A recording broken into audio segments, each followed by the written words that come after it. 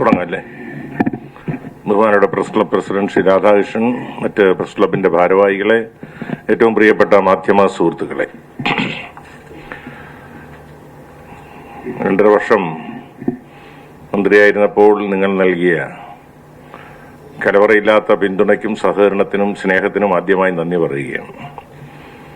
LDFന്റെ ധാരണ പ്രകാരമുള്ള കാലാവധി പൂർത്തിയാക്കിയാണ് ഞാൻ 24-ാം തീയതി ബഹുമാനയുടെ മുഖ്യമന്ത്രിക്ക് രാജി സമർപ്പിച്ചത്. ഏറെ വെല്ലുവിളികൾ നിറഞ്ഞ ഒരു വകുപ്പായിരുന്നു എന്നുള്ളത് നിങ്ങൾ തന്നെ മന്ത്രിസ്ഥാനം ഏറ്റെടുക്കുമ്പോൾ എഴുതിയതാണ്. എന്നാൽ പ്രതീക്ഷിച്ചപോലുള്ള അത്ര വലിയ വെല്ലുവിളികൾ നേരിടേണ്ടി വന്നില്ല എന്നുള്ളതാണ് എൻ്റെ അനുഭവത്തിന് എനിക്ക് പറയാനുള്ളത്.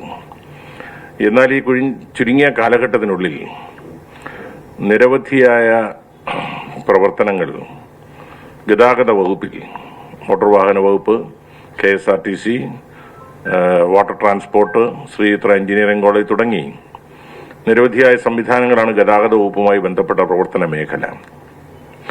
ചുരുങ്ങിയ സമയം കൊണ്ട് തന്നെ, 2.5 കൊല്ലം കൊണ്ട് തന്നെ നിരവധിയായ മാറ്റങ്ങൾ എല്ലാ മേഖലയിലും കൊണ്ടുവരാൻ കഴിഞ്ഞതിലുള്ളൊരു ആത്മസംതൃപ്തിയോടെയാണ് ഞാൻ പടിയിറങ്ങിയത്. എത്ര കാലം മന്ത്രിയായിരിക്കുന്നതല്ല എന്നുള്ളതല്ല, മന്ത്രിയായിരിക്കുമ്പോൾ എന്ത് ചെയ്യുന്നു എന്നുള്ളതാണ് ഏറ്റവും പ്രധാനം. അക്കാര്യത്തിൽ എനിക്ക് ആത്മാഭിമാനത്തോടെ തന്നെയാണ് ഞാൻ മന്ത്രിസ്ഥാനത്ത് നിന്ന് നേരത്തെ നിശ്ചയിച്ച കാലാവധി പൂർത്തിയാക്കി അതിനേക്കാളും കൂടുതൽ ബോണസായിട്ടൊരു മാസം ഒരാഴ്ചയും കൂടെയാണ് എനിക്ക് കിട്ടിയത്.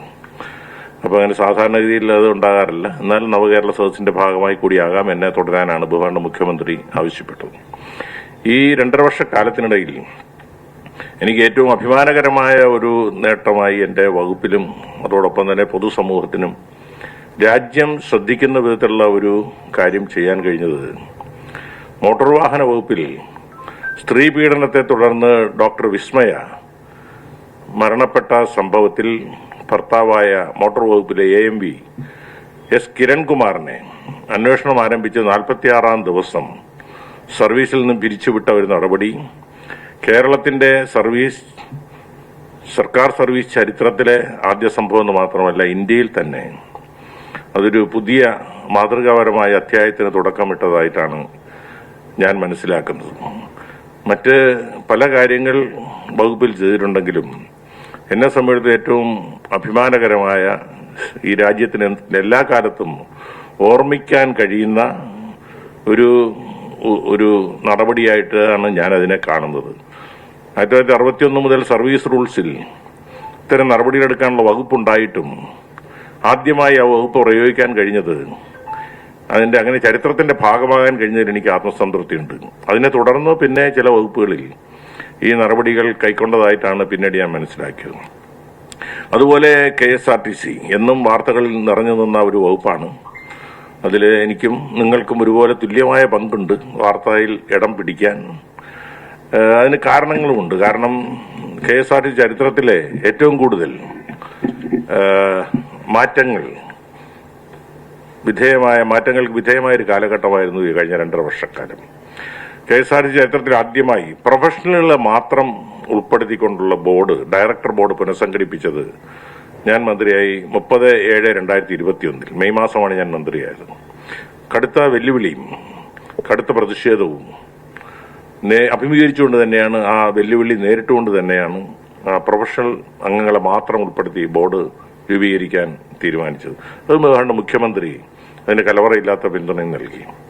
അതുപോലെ തന്നെ നിലവിൽ ഞാൻ മന്ത്രിയായി വരുമ്പോൾ അംഗീകൃത ട്രേഡ് യൂണിയനുകൾക്ക് ഉൾപ്പെട്ട 340 പേർക്കാണ് പ്രൊട്ടക്ഷൻ, യൂണിയൻ നേതാക്കന്മാർക്ക് പ്രൊട്ടക്ഷൻ ഉണ്ടായിരുന്നത്. സാധാരണഗതിയിൽ 340 കുറയ്ക്കാൻ ആരും അനുവദിക്കുകയില്ല. എന്നാൽ അതിനെ 50 താഴ്ത്തിക്കൊണ്ടുവരാൻ കഴിഞ്ഞു. അതും ഒരുപാട് വെല്ലുവിളികൾ നേരിട്ട് തന്നെയാണ് അതും നടപ്പിലാക്കാൻ കഴിഞ്ഞത്. KSRTCയുടെ വളർച്ചയ്ക്കും പൊതുഗതാഗത സൗകര്യം മെച്ചപ്പെടുന്നതിന് വേണ്ടി ഗവൺമെന്റ് ഉടമസ്ഥയിലുള്ള പുതിയ സ്വതന്ത്ര കമ്പനിയായ KSRTC സ്വിഫ്റ്റ് രൂപീകരിച്ച് അതിന്റെ പ്രവർത്തനം ആരംഭിച്ചു. അതുപോലെ തന്നെ 93 ഡിപ്പോകളിൽ വ്യാപിച്ചു കിടന്ന ഭരണപരവും അക്കൌണ്ടിംഗ് സംബന്ധവുമായ കാര്യങ്ങൾ നിർവഹിക്കാനുള്ള ഓഫീസുകളെ കേരളത്തിലെ 15 ഓഫീസുകളിലേക്കായിട്ട് ചുരുക്കി പരിമിതപ്പെടുത്തി. വികേന്ദ്രീകൃതമായി പ്രവർത്തിച്ചിരുന്ന 94 വർക്ക്ഷോപ്പുകളുടെ എണ്ണം 22 കുറയ്ക്കാൻ കഴിഞ്ഞു. ഏറ്റവും 12 വർഷക്കാലമായി നടപ്പിലാക്കാതിരുന്ന ശമ്പള പരിഷ്കരണം 13.5 കോടി രൂപയുടെ അധിക സാമ്പത്തിക ബാധ്യത ഏറ്റെടുത്തുകൊണ്ട് ശമ്പള പരിഷ്കരണം യാഥാർത്ഥ്യമാക്കി. സുശീൽ ഖന്ന റിപ്പോർട്ടിലെ പ്രധാന നിർദ്ദേശമായ സിംഗിൾ ഡ്യൂട്ടി സമ്പ്രദായം നടപ്പിലാക്കാനുള്ള നടപടികൾ ആരംഭിച്ചു. ചില ഡിപ്പോകളിൽ അത് പ്രവർത്തനം തുടങ്ങിയിട്ടുണ്ട്. ഞാൻ വരുമ്പോൾ ബാങ്ക് കൺസോർഷ്യത്തിൽ നിന്നും എന്റെ പൂർവികന്മാർ എടുത്തിരുന്ന കടം 3150 കോടി രൂപയായിരുന്നു 31/5/21. അത് അതിന്റെ പലിശ മുഴുവൻ കാലഘട്ടം തിരിച്ചടച്ചതിന് പുറമെ അത് 3150 എന്നുള്ളത് 2893 കോടി രൂപയായി കുറയ്ക്കാൻ കഴിഞ്ഞു ഈ 2.5 വർഷത്തിനുള്ളിൽ, ഈ സാമ്പത്തിക പ്രതിസന്ധികളുടെ നടുവിലും. അതുപോലെ ഞാൻ വരുമ്പോൾ 2013-14 വരെയുള്ള ഓഡിറ്റ് മാത്രമാണ് നടത്തിയിരുന്നത്. എന്നാൽ ഇപ്പോൾ ഉള്ളത് 2021-22 വരെയുള്ള ഓഡിറ്റ് പൂർത്തിയാക്കി AGക്ക് സമർപ്പിക്കാനും IT GST റിട്ടേണുകൾ അപ്ഡേറ്റ് ചെയ്ത് കൊടുക്കാനും കഴിഞ്ഞിട്ടുണ്ട്. പ്രതിമാസ ലക്ഷ്യം ഇട്ടിരുന്നത് വരുമാനം 240 കോടി എന്നുള്ളതായിരുന്നു. അത് 2023 ഡിസംബറിൽ ആ നേട്ടം ചരിത്രത്തിലാദ്യമായി KSRTC കൈവരിക്കുകയാണ്. അതുപോലെ തന്നെ KSRTC ചരിത്രത്തിലെ ഏറ്റവും കൂടിയ പ്രതിദിന വരുമാനം ആയ 9.55 കോടി രൂപ കളക്ഷൻ കൈവരിച്ചത് ഞാൻ രാജി സമർപ്പിക്കുന്ന എന്റെ തലേദിവസമായിരുന്നു. ഒരിക്കലും KSRTC ചരിത്രത്തിൽ ഒരു ദിവസം 9.55 കോടി സമാഹരിക്കാൻ കഴിഞ്ഞിട്ടില്ല. അതുപോലെ തന്നെ KSRTCയുടെ ഗതാഗത വകുപ്പിന്റെ ചുമതലയെടുക്കുമ്പോൾ 3000-ൽ പരം ബദലി വർക്കർമാർ 10, 15, 20 വർഷം ജോലി ചെയ്ത ബദലി വർക്കർമാർ പുറത്തായിരുന്നു. അവരെ പിരിച്ചുവിട്ടിരുന്നു. LDFന്റെ വാഗ്ദാനം, പ്രകടന പത്രിക നൽകിയ വാഗ്ദാനം അനുസരിച്ച് ആ 3000-ൽ പരം ബദലി വർക്കർമാർക്ക് പുനർനിയമനം ഈ 2.5 വർഷത്തിനിടയ്ക്ക് നടത്താൻ കഴിഞ്ഞു. 4 KAS ജീവനക്കാരെ ഉദ്യോഗസ്ഥന്മാരെ ജനറൽ മാനേജരായി കഴിഞ്ഞ 2 മാസം മുമ്പ് പോസ്റ്റ് ചെയ്യാൻ കഴിഞ്ഞു. KSRTCയുടെ ഇന്ധന പമ്പുകൾ KSRTC ബസ്സുകൾക്ക് മാത്രമായി നിറയ്ക്കാനാണ് ഇതുവരെ അങ്ങനെയാണ് നിശ്ചയിച്ചിരുന്നത്. എന്നാൽ ഞാൻ വന്നതിന് ശേഷം ഈ ഇന്ധന പമ്പുകൾ യാത്രാ ഫ്യൂവൽസ് ആക്കി മാറ്റി പൊതുജനങ്ങൾക്ക് കൂടി ഇന്ധനം നിറയ്ക്കുന്നതിനുള്ള സംവിധാനമുണ്ടാക്കി. പൊതുജനങ്ങൾക്ക് ശുദ്ധമായ ഇന്ധനം ലഭിക്കാനും KSRTCക്ക് അധിക വരുമാനം ലഭിക്കാനും ഇടയാകുന്ന വിധത്തിലുള്ള യാത്രാ ഫ്യൂവൽസ് ആരംഭിച്ചു.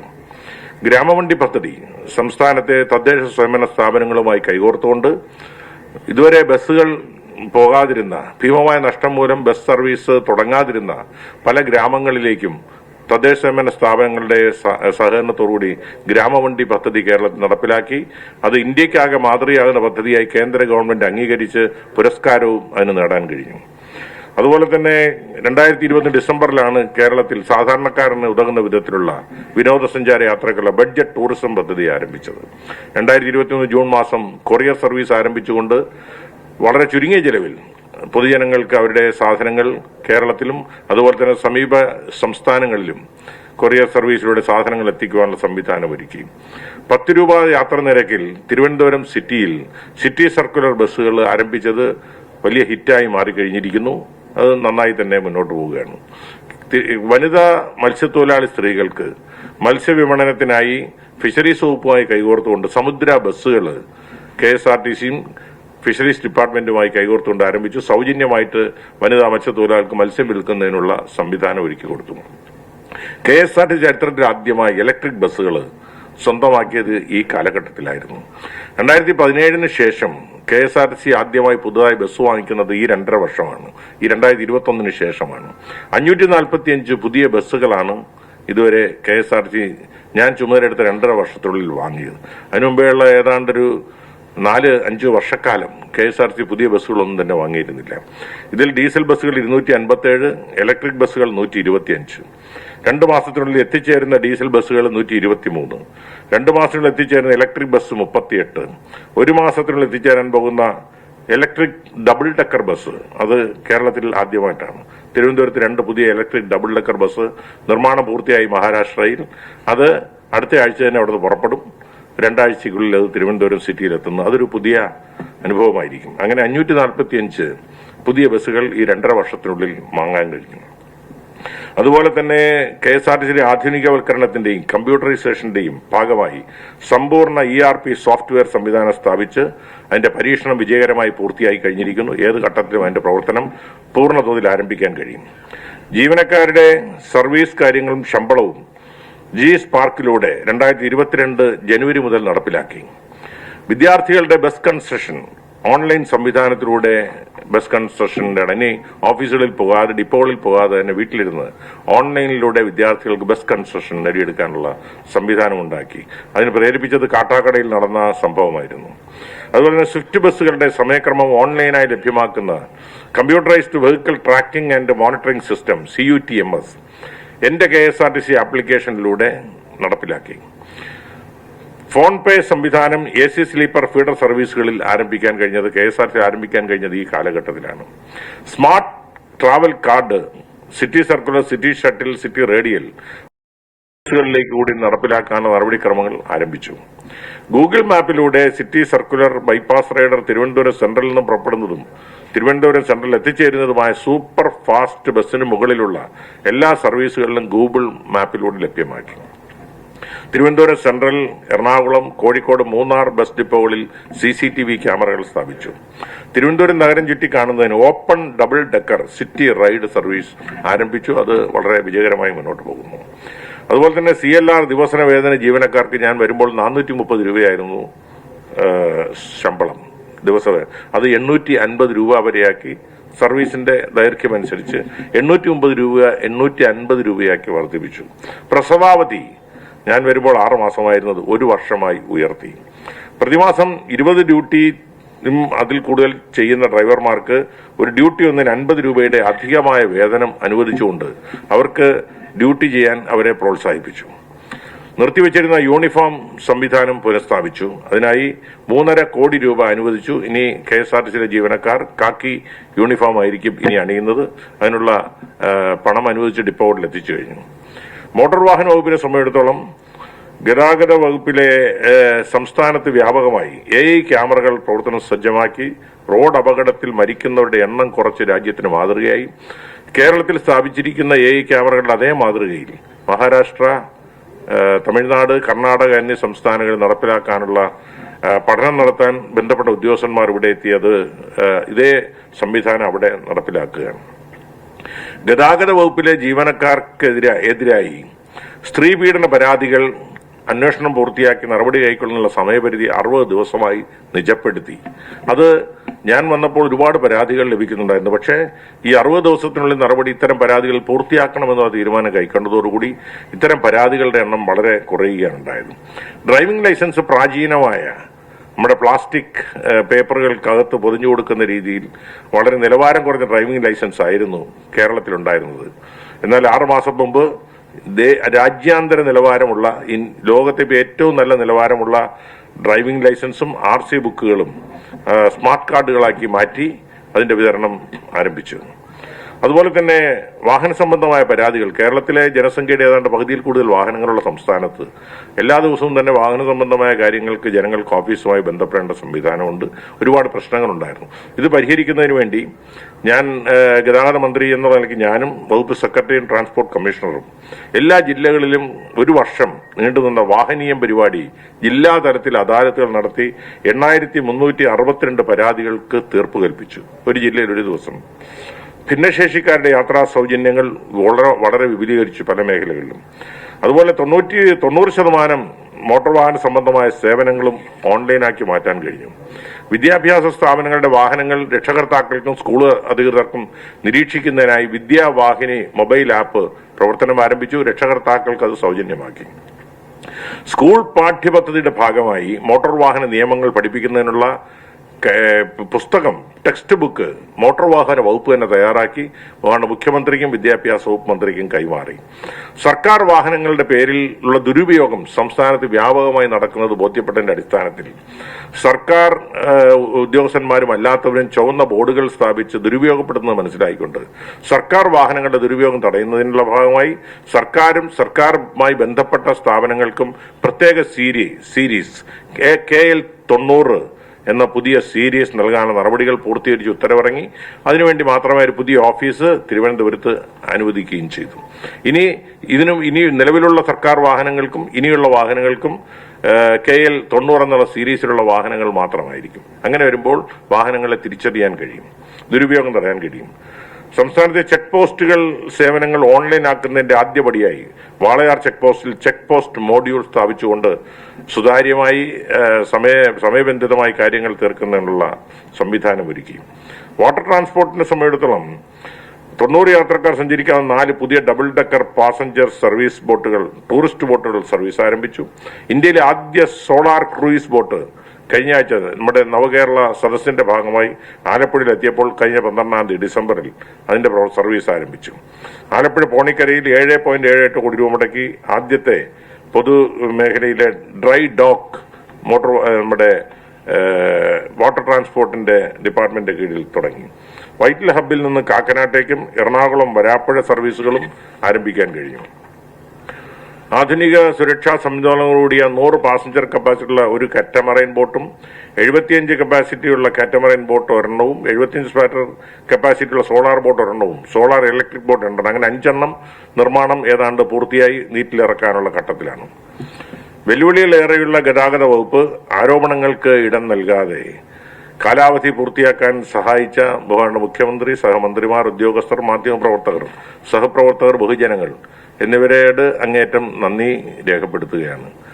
ഏതായാലും വകുപ്പുമായി ബന്ധപ്പെട്ട കാര്യങ്ങൾക്കപ്പുറത്തേക്ക് തിരുവനന്തപുരം നഗരത്തിന്റെ ഹൃദയഭാഗത്തെ ഏറ്റവും വലിയ ട്രാഫിക് കുരുക്ക് അനുഭവപ്പെട്ടുകൊണ്ടിരുന്ന ഇഞ്ചക്കൽ ഫ്ലൈ ഓവർ എത്രയോ കാലമായുള്ള ആവശ്യമായിരുന്നു. മന്ത്രിയായി ചുമതല ഏറ്റെടുത്തതിനു ശേഷം കേന്ദ്രമന്ത്രി നിതിൻ ഗഡ്കരിയെയും കണ്ട്, അതുപോലെ നാഷണൽ ഹൈവേ അതോറിറ്റി ചെയർപേഴ്സണെയും കണ്ട് വ്യക്തമായ പ്രോജക്ട് റിപ്പോർട്ട് തയ്യാറാക്കി നൽകിയതിന്റെ ഫലമായി ആ ഫ്ലൈ ഓവറിനുള്ള ഇഞ്ചക്കൽ ഫ്ലൈ ഓവർ യാഥാർത്ഥ്യമാവുകയാണ്. അതിന്റെ ടെൻഡർ നടപടികളിലേക്ക് കടക്കുകയാണ്. അതോടൊപ്പം തന്നെ തിരുവല്ലത്തെ ട്രാഫിക് സംവിധാനത്തിലുണ്ടായിരിക്കുന്ന അപാകത പരിഹരിക്കാൻ എഞ്ചിനീയറിംഗ് സൊല്യൂഷൻ രൂപപ്പെടുത്തി അതിനുള്ള അനുമതി നൽകിയിട്ടുണ്ട്. ആനയറയിലും ഒരു സംവിധാനത്തിന് ഗവൺമെന്റ് അനുവദിച്ചിട്ടുണ്ട്.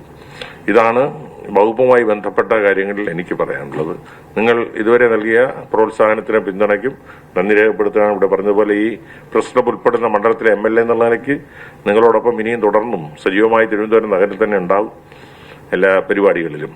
സ്ഥലം MLA എന്നുള്ള നിലയ്ക്ക് എന്റെ സാന്നിധ്യം ഒഴിച്ചുകൂടാൻ പറ്റാത്തതാണെന്ന് എനിക്ക് തന്നെ അറിയാം.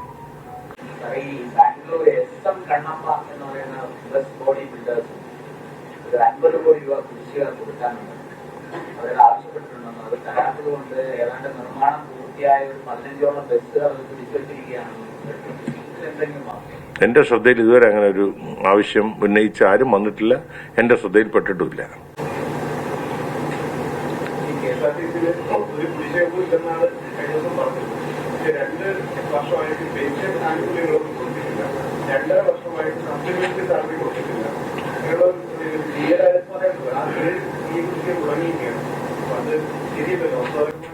ഞാൻ പറഞ്ഞത് മനസ്സിലാക്കാതെ പോയതുണ്ട്. ഞാൻ പറഞ്ഞത് നാളിതുവരെയുള്ള ശമ്പള കുടിശ്ശിക, 1 രൂപയുടെ പോലും ശമ്പള കുടിശ്ശിക വരുത്താതെയാണ് ഞാൻ 24-ാം തീയതി പടിയിറങ്ങിയത്. ശമ്പളം, സാലറി, മന്ത്ലി സാലറിയാണ് ഉദ്ദേശിക്കുന്നത്. സപ്ലിമെന്ററി എന്ന് ഞാൻ പറഞ്ഞില്ലല്ലോ. ഞാൻ ശമ്പള കുടിശ്ശിക, അതാത് മാസം നൽകേണ്ട ശമ്പള കുടിശ്ശിക, അതാണല്ലോ എന്നും കുടിശ്ശിക, ശമ്പളം കിട്ടാതെ ജോലി എന്നുള്ള വാർത്തകളാണല്ലോ പ്രചരിപ്പിച്ചുകൊണ്ടിരുന്നത്. ഞാൻ വളരെ സൂക്ഷിച്ചാണ് പറഞ്ഞത്.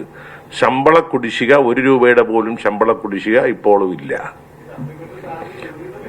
അല്ല, അത് ഞാൻ തർക്കിക്കുന്നില്ലല്ലോ. ഞാൻ പറഞ്ഞത് ശരിയല്ല എന്ന് പറഞ്ഞുകൊണ്ടാണ് ഞാൻ പറഞ്ഞത്. അങ്ങനെ പലതും കൊടുക്കാനുണ്ട്. എന്റെ പൂർവികന്മാരുണ്ടാക്കിയ പലതുൾപ്പെടെയുള്ള കഥ ഞാൻ പറഞ്ഞല്ലോ. ശമ്പളം കൊടുക്കുക എന്നുള്ള കാര്യത്തിൽ ഇപ്പോൾ ഞാൻ ഇറങ്ങുന്നത് വരെ ഇനി ചുമതല ഏറ്റെടുക്കുന്നയാൾക്ക് എന്റെ കാലഘട്ടത്തിൽ ഉണ്ടായിരുന്ന ശമ്പളം കൊടുക്കാൻ ഒന്നും ബാക്കി വെക്കാതെ ശമ്പള കുടിശ്ശിക മുഴുവൻ തീർത്തിട്ടാണ് ഞാൻ രാജിക്കത്ത് കൊടുത്തത്.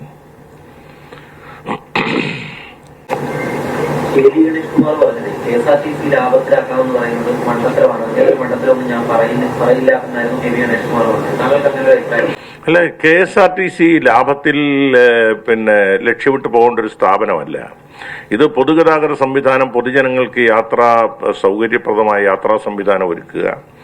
അപ്പൊ അതിനാണ് മുൻതൂക്കം കൊടുക്കുന്നത്. പൊതുജനാരോഗ്യം പോലെ, പൊതുവിദ്യാഭ്യാസം പോലെ പൊതുഗതാഗത സംവിധാനവും നമുക്ക് ആളുകൾക്ക്, പൊതുജനങ്ങൾക്ക് സുഗമമായി യാത്രാ സൗകര്യം ഒരുക്കുക എന്നുള്ളതാണ്. ലാഭമായിരിക്കരുത് ലക്ഷ്യം. ലാഭം ഉണ്ടാക്കാൻ ലോകത്തൊരിടത്തും പൊതുഗതാഗത സംവിധാനത്തിന് ലാഭം ഉണ്ടാക്കാൻ കഴിഞ്ഞിട്ടില്ല. അതുകൊണ്ട് ഈ കേരളത്തിൽ അങ്ങനെ പ്രതീക്ഷിക്കുന്നത് തെറ്റുമാണ്. അങ്ങനെ പ്രതീക്ഷിക്കേണ്ട കാര്യമില്ല. ലാഭമല്ലായിരിക്കണം, ലാഭം ലക്ഷ്യമിട്ട് പോകേണ്ട കാര്യമില്ല. കഴിയുന്നത് നഷ്ടമില്ലാതെ കൊണ്ടുപോകാൻ കഴിയുമോ എന്നുള്ളതാണ് പരിശോധിക്കേണ്ടത്. ഏറ്റവും കൂടുതൽ സമരം നടത്തിയത് സർക്കാർ അനുകൂല സംഘടനകൾ തന്നെയാണ്. ഈ കുട്ടികളുടെ സംഘടനകളാണ് ഏറ്റവും കൂടുതൽ KSRTC സമരം നടത്തിയപ്പോൾ അവരെ വിശ്വാസത്തിലെടുക്കാൻ കഴിയാതെ പോയി. KSRTCയുടെ ജീവനക്കാരുടെ നന്മയെ കണക്കാക്കിയുള്ള നടപടികളും പ്രവർത്തനങ്ങളും തീരുമാനങ്ങളും മാത്രമാണ് ഗവൺമെന്റ് കൈക്കൊണ്ടിട്ടുള്ളത്. ഏതെങ്കിലും സമരത്തിന്റെ പേരിൽ ഏതെങ്കിലും തീരുമാനം ഗവൺമെന്റ് ഉപേക്ഷിച്ചിട്ടില്ല, മാറ്റിവെച്ചിട്ടില്ല. സമരം ചെയ്യാനുള്ള സ്വാതന്ത്ര്യ അവകാശമൊക്കെ ജീവനക്കാർക്കും സമരം നയിക്കാനുള്ള സ്വാതന്ത്ര്യം യൂണിയനുകൾക്കും കൊടുത്തിട്ടുണ്ട്. പക്ഷേ ഈ സ്ഥാപനം നിലനിർത്തുക എന്ന ലക്ഷ്യത്തോടു കൂടി നടത്തിയ പ്രവർത്തനങ്ങൾ അത് കാലം വിലയിരുത്തി പിന്നീട് അവർക്ക് ബോധ്യമായി. അതുകൊണ്ടാണ് ഈ അടുത്ത കാലത്തൊന്നും തന്നെ എടുത്ത നടപടികൾക്കെതിരെ ഒരു സമരത്തിനും ആരും തയ്യാറാകാതിരുന്നത്. സമരം നടത്തിയതിന്റെ പേരിൽ ഒരു തീരുമാനം ഗവൺമെന്റ് മാറ്റിയിട്ടില്ല. സമരം നടത്തുന്നവർ ഒരു വശത്ത് സമരം നടത്തും, ഭരണം മറുവശത്ത് സുഗമമായി തന്നെ നടന്നുകൊണ്ടിരും. ഈ നിയമസഭയ്ക്കകത്തും പുറത്തും പ്രതിപക്ഷത്തിൽ നിന്ന് വലിയ തരത്തിലുള്ള വിമർശനവും സമരങ്ങളും നേരിട്ട ഒരു വകുപ്പിന്റെ മന്ത്രി കൂടിയായിരുന്നു ചില കാലഘട്ടത്തിൽ. ഒന്ന് ക്യാമറ സംബന്ധിച്ച് വലിയ തരത്തിലുള്ള വിമർശനമുണ്ടായി. പക്ഷേ അതിന്റെ റിപ്പോർട്ടുകൾ, പുതിയ റിപ്പോർട്ടുകൾ മന്ത്രി തന്നെ വ്യക്തമാക്കിയതാണ്. അപകടങ്ങൾ കുറഞ്ഞു, അപകട മരണങ്ങൾ കുറഞ്ഞു. ഇത്രയും സതുദ്ദേശപരമായ ചില കാര്യങ്ങളിൽ കക്ഷി രാഷ്ട്രീയത്തിന്റെ ഇത് വെച്ചിട്ട് വലിയ വിമർശനം പ്രതിപക്ഷം നടത്തുന്നുണ്ട്. മിക്കവാറും ഏറ്റവും കൂടുതൽ പ്രതിപക്ഷ നേതാവ് നേരിട്ട് പല വിമർശനവും ഉന്നയിച്ചപ്പോൾ ഈ പ്രതിപക്ഷത്തിന്റെ ഈ സമീപനത്തിന് അങ്ങ് പടിയിറങ്ങിയാണ്. കേരളത്തിന്റെ പ്രതിപക്ഷത്തിന്റെ ചില സമീപനം ശരിയാണോ, പോസിറ്റീവാണോ? അല്ല, വികസന കാര്യങ്ങളിൽ ഒരിക്കലും ഇത്തരം ഒരു നിലപാടുകൾ സ്വീകരിക്കുന്നത് രാജ്യത്തിന്റെ മുന്നോട്ടുള്ള പ്രയാണത്തിന് ഗുണകരമായിരിക്കില്ല.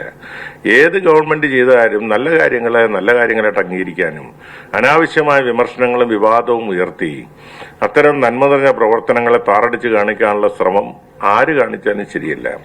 ഇപ്പോൾ ക്യാമറയെ സംബന്ധിച്ച് തന്നെ അതിനെതിരെ കോടതിയിൽ പോയിട്ട് കോടതിയിൽ അവസാനം പരിശോധനയ്ക്ക് വിധേയമാക്കിയപ്പോൾ അവരുടെ ഒരാവശ്യം പോലും ഇതുവരെ കോടതി അംഗീകരിച്ചിട്ടില്ല.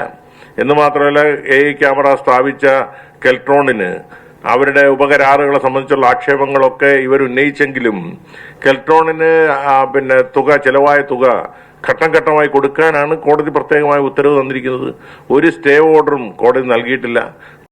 ഉയർന്നു വന്ന ആക്ഷേപങ്ങൾ നീതിപീഠത്തിന്റെ മുമ്പിൽ പോലും ഇതുവരെ ന്യായീകരിക്കാൻ അല്ലെങ്കിൽ ഇതുവരെ അതിനെതിരെ എന്തെങ്കിലും കുറവുള്ളതായി ബോധ്യപ്പെടുത്താൻ പ്രതിപക്ഷത്തിന് കഴിഞ്ഞിട്ടില്ല. അത് വെറും ഒരു രാഷ്ട്രീയ പ്രേരിതമായ ആരോപണമായിരുന്നു എന്നുള്ളത് ഇപ്പോൾ ജനങ്ങൾക്ക് ബോധ്യപ്പെട്ടിരിക്കുന്നു. ഈ 2.5 വർഷവും യൂണിയനുകൾക്ക് ആണ് പിഴച്ചത്. യൂണിയനുകൾക്ക് മാത്രമാണ് അവരുടെ സമരം അകാരണമായ സമരങ്ങളായി.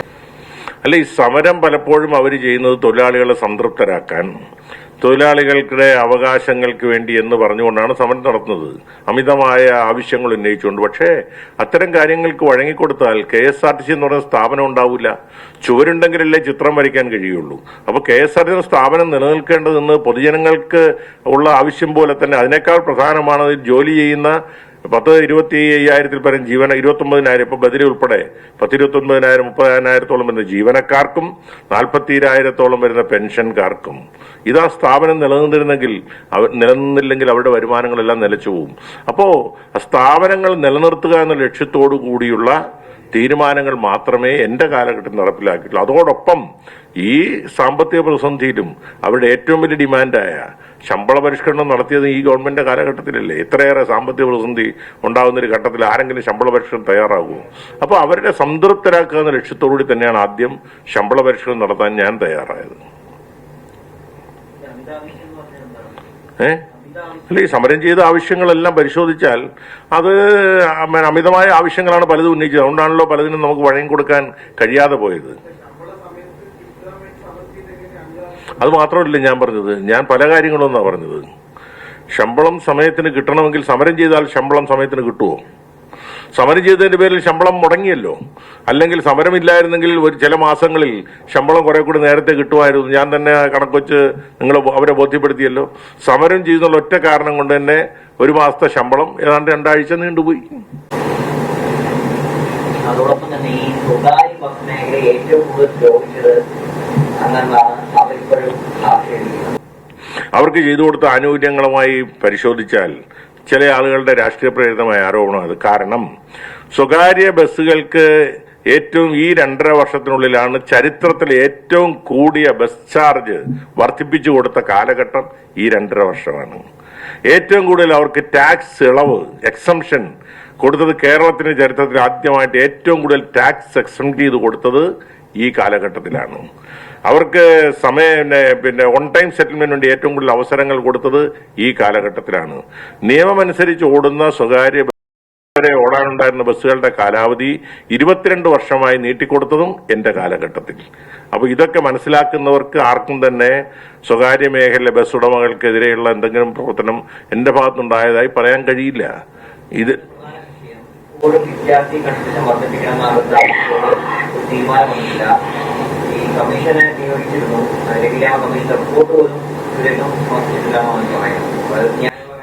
വിദ്യാർത്ഥി കൺസെഷന്റെ കാര്യത്തിൽ ഞാൻ എന്റെ നിലപാട് പലപ്പോഴും പറഞ്ഞിട്ടുണ്ട്. പക്ഷേ കേരളത്തിലെ സാമൂഹ്യ പശ്ചാത്തലം വിദ്യാർത്ഥി കൺസെഷൻ വീണ്ടും അല്ലെങ്കിൽ വിദ്യാർത്ഥികളുടെ നിരക്ക് വർദ്ധിപ്പിക്കാനുള്ള ഒരു അന്തരീക്ഷമായിട്ട് എനിക്ക് തോന്നുന്നില്ല. കാരണം ഭരണപ്രതിപക്ഷ വ്യത്യാസമില്ലാതെ വിദ്യാർത്ഥി കൺസെഷൻ കൂട്ടുന്നതിനെതിരാണ്. അപ്പൊ അതുകൊണ്ട് ഒരു മന്ത്രിയുടെ മാത്രം ഉത്തരവാദിത്തപ്പെട്ടതല്ല എന്ന് എല്ലാവർക്കും അറിയാം. വിദ്യാർത്ഥി കൺസെഷനിൽ തീരുമാനമെടുക്കേണ്ടത് ഒരു മന്ത്രിയല്ല, ഗവൺമെന്റ് മന്ത്രിസഭ ഒന്നാകെ എടുക്കണം. ഈ മന്ത്രിസഭയുടെ പിന്നിലുള്ള ഇടതുപക്ഷ ജനാധിപത്യ മുന്നണി തീരുമാനം വേണം. അപ്പൊ എന്റെ വ്യക്തിപരമായ ഒരു മന്ത്രിയുടെ ചുമതലയിൽപ്പെട്ട കാര്യങ്ങളല്ല എന്നുള്ളത് എല്ലാവർക്കും അറിയുമല്ലോ. അപ്പൊ അതുകൊണ്ട് ആ ആക്ഷേപം എനിക്കെതിരെ അല്ല എന്നുള്ളത് എനിക്ക് നല്ല ബോധ്യമുണ്ട്.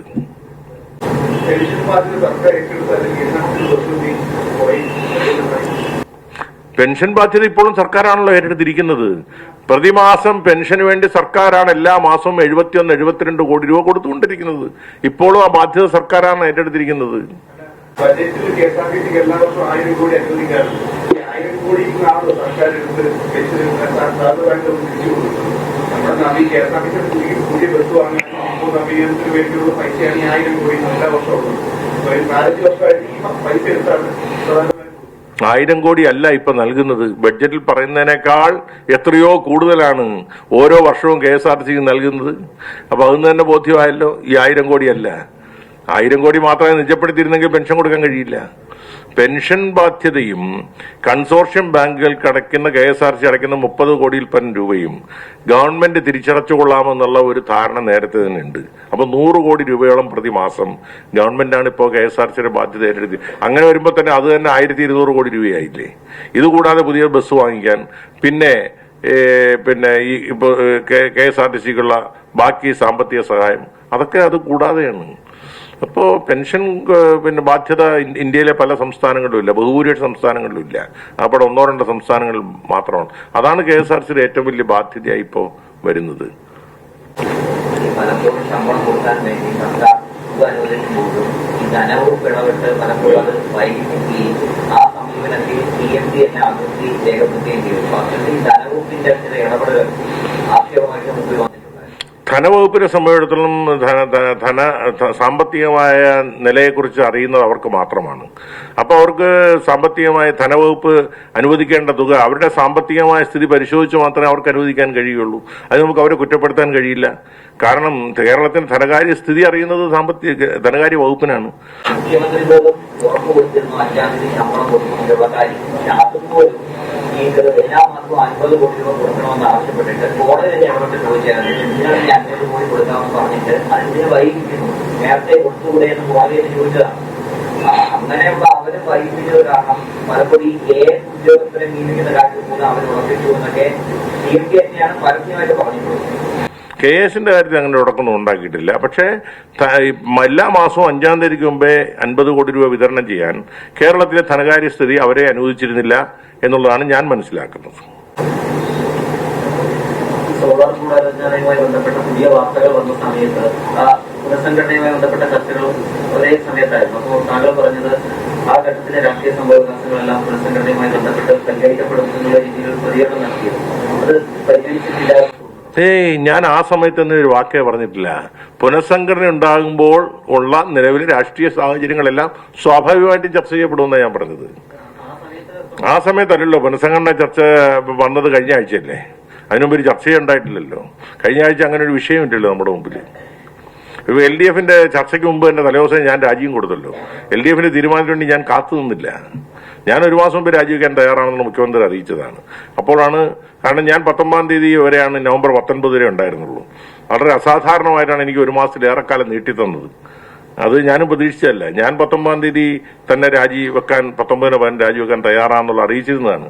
അപ്പൊ എന്നോട് പറഞ്ഞു, നവകേരള സദസ് കാരണം ഇപ്പോൾ രാജിക്കാര്യങ്ങൾ ആലോചിക്കുന്നില്ല, തുടരാൻ പറഞ്ഞു.